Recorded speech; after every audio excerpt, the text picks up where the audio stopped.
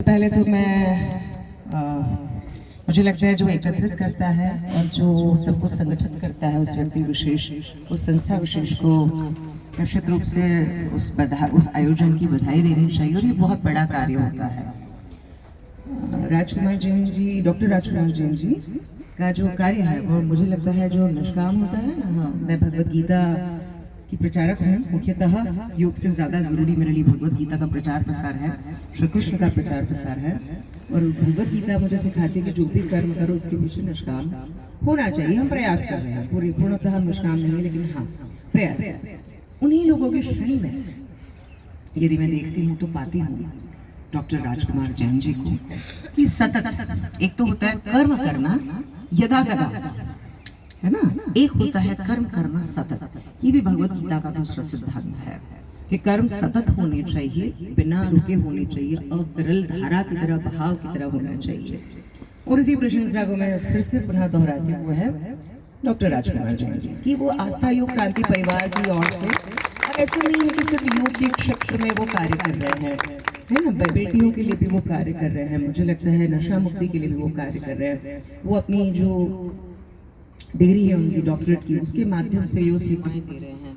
और योग का जो सच्चा प्रचार और प्रसार होना चाहिए जनमानस तक, सच्चा प्रचार जरूर जो प्रचार है, उस संदर्भ में यदि मैं देखूं तो मुझे लगता है कि यही सहभागिता या योगदान डॉक्टर साहब का है। तो इस बात के लिए मैं आपको बहुत शुभकामनाएं देती हूँ। इसलिए जब डॉक्टर साहब बोले कि छोटे से आग्रह पर आ जाते हैं, तो आग्रह नहीं है, ये तो हम सभी का नैतिक कर्तव्य है। योग पहले नैतिकता से इसीलिए शुरू हुआ कि आचरण क्यों अच्छे होने चाहिए।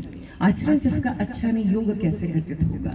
जिसमें अहिंसा नहीं, वो योगी कैसे कहलाएगा। जो सत्यशील नहीं है, वो योगी कैसे कहलाएगा। जो अस्तेय परिग्रह का फॉलोअर नहीं है, वो योगी कैसे कहलाए। और जो ब्रह्म के समान आचरण को, ब्रह्म की चर्या को न कर पाए, वो ब्रह्मचारी कैसे कहलाए। तो यही है कि योग इसलिए आचरण का सिद्धांत है।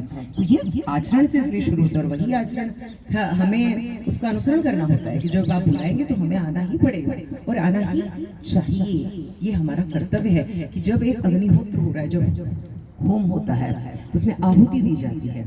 आपने तो पूरा अग्निकुंड बना रखा है और उसमें हमें तो मात्र आहुति के लिए बुलाते हैं आप, और उतने में भी हम कह दें कि हमारी व्यस्तता है, तो ये गलत है। ये हमारा कर्तव्य है कि हमें उस समय निकालना चाहिए, और वो समय आवश्यक है क्योंकि वो आपकी सेवा में, भारत की सेवा में लगे। मैं ये नहीं कहूँगी इंदौर की सेवा, इंदौर बहुत छोटा कर दूंगा इस बात को। मैं यही कहूँगी कि जो भारत भारती की सेवा में लगा है, ऐसे भारत भारती के सेवकों के साथ में हमें खड़ा होना हम सबका कर्तव्य। इसलिए मुझे लगता है हम सब जब आप बुलाएंगे और आप इस तरह अच्छा काम करेंगे, राष्ट्रवादी कार्य करेंगे, तो हम निश्चित रूप से आएंगे।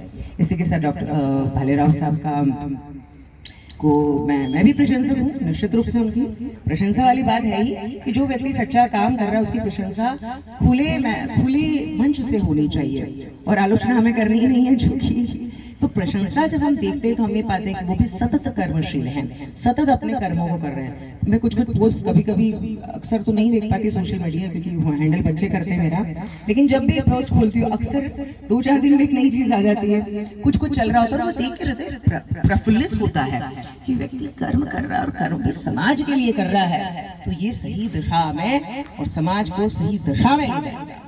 तो इस बात के लिए मैं डॉक्टर भालेराव जी को भी, और डॉक्टर अनुराग शर्मा सर और दीपक जी खड़े हैं। आजकल दीपक जी बहुत अच्छे काम कर रहे हैं, मैं भी देख रही हूँ। और अनुराग सर तो मेरे कॉलीग रहे हैं, डीईवी में हम साथ पढ़ाते रहे हैं, मेरे टीचर भी रहे हैं। वो बड़ी सौभाग्य की बात है शिक्षक होना और साथ में सहपाठी मतलब सहयोगी होना और साथ में शिक्षा का दान देना, ये बड़े सौभाग्य से। डॉक्टर अनुराग शर्मा तो पतंजलि योग सूत्र में मुझे लगता है कि इतनी पारंगत है कि जब डीईवी में आप पढ़ाते थे तो बच्चे कहते थे कि पतंजलि योग सूत्र सही व्यक्ति के हाथ में नहीं, विषय जो होता है सही व्यक्ति के हाथ में जब चला जाता है ना, तो दर्पण के समान कार्य करते हैं, रिफ्लेक्ट करते हो आप उस व्यक्तित्व को।